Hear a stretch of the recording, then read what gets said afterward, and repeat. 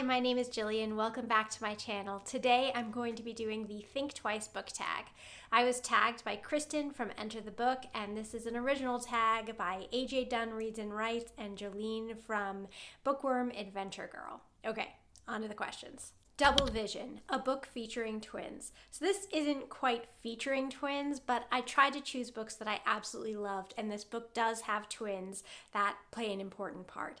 This is called The Tea-Girl of Hummingbird Lane, and it's by Lisa C. It's about this girl who is in a remote village who is very well educated. She becomes pregnant out of wedlock, has a baby, and instead of following her village's tradition of having the baby killed, she instead gives it up for adoption with a tea cake tucked into the baby's wrappings. It's a story about diligence and love and family, and it is absolutely beautiful and breathtaking. Double Talk, a book with two or twice in the title. For this one, I chose Between Two Kingdoms by Suleika Jaouad.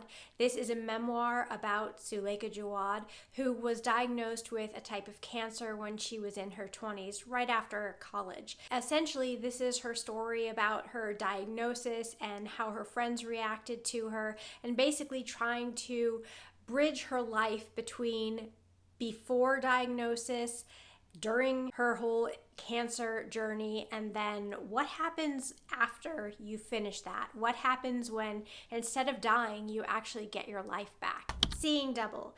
This is a book with a cover that has a reflection, a shadow, some sort of double image. I may be cheating a little bit here, but there is something of a shadow on this cover. It caused me to do a double take. I did not initially realize that this was a boy's face that's kind of over this gravestone. This book is The Graveyard Book by Neil Gaiman. It's a middle grade story in which at the very beginning you have a family that's brutally murdered, all except for the small son. He manages to escape the killer, goes into a graveyard, and ends up being raised by these ghosts and living in the graveyard. It's a very imaginative and gripping story. It is a fantastic audiobook and great for this time of year.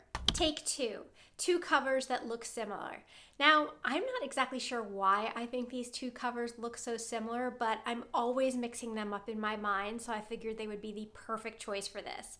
The first cover is All the Light We Cannot See by Anthony Doerr. This is a World War II book about a little girl who is blind. The second book is The Light Between Oceans, and this is by M.L. Stedman, and this is about a couple who is having trouble having a child. They live out on a lighthouse. One day this boat washes up onto the shores of their lighthouse, and it contains a dead body and a little baby, and so they take the baby and they raise it as their own. Of course, there are consequences to this. I think it's the coloration and also the fact that both of the titles have light in them, which is why it's so hard for me to separate these books in my mind. I second that, a book that is a retelling. 1,000 Acres by Jane Smiley is a retelling of King Lear by Shakespeare. In 1,000 Acres, you're looking at a family that owns 1,000 acres in Iowa, this big, massive farm. This father is aging. He has 3 daughters, and he's decided to split up his acreage between the 3 daughters. Basically, their family starts to crumble. As I'm sure you know, King Lear is a tragedy, and this story is no different. Two can play at this game. So this prompt is looking for either a character that has 2 different roles in the story, or else someone with an alter ego. For this, I'm choosing A Picture of Dorian Gray by Oscar Wilde, which is a classic book. In this book, you have Dorian Gray, who is this really beautiful man. So beautiful that there's this portrait that is painted of him.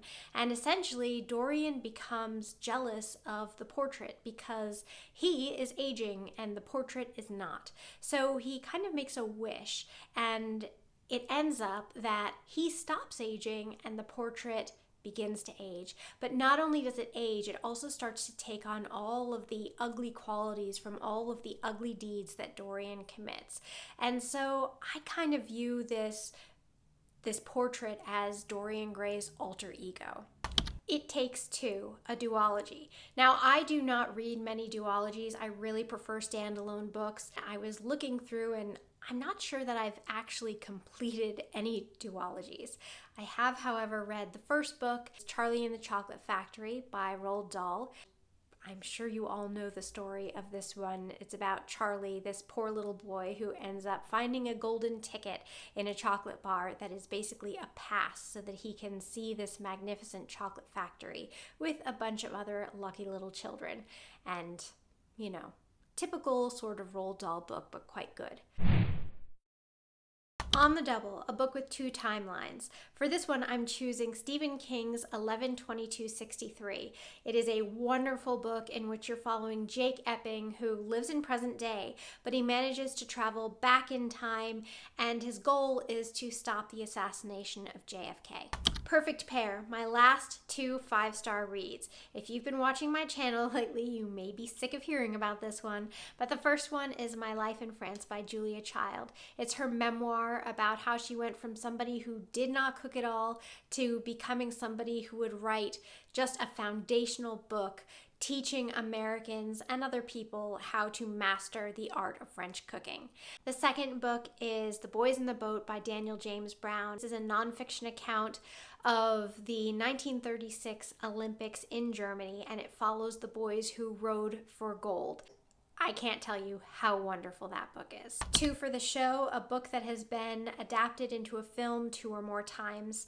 I have not read this book, but it is high on my TBR, and this one is Les Mis by Victor Hugo. Two's Company. Here we're looking for either a translated fiction or a book with 2 authors. I'm going to go for a translated piece of fiction, A Man Called Uwe by Frederick Bachman, and it is translated by Henning Koch. I believe that's how you pronounce it. Not entirely sure on that one.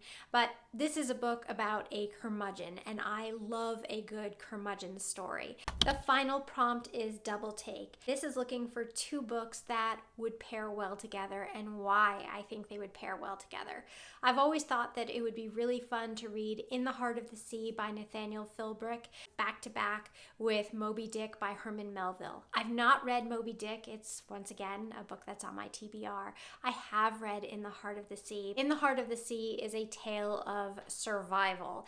It is about the whale ship Essex, and it was rammed by a sperm whale and it was sunk. So you guessed it, this historical event was the inspiration for that major scene in Moby Dick. These men were left to drift in this little tiny boat for a very long time, and In the Heart of the Sea is the story of that, the absolutely harrowing story of what these men went through. I'm going to tag MJ from Reading This Life, Dia from Novel Idea, and Kelly from Kelly Reads a Lot. Thank you so much for watching. I will see you next time.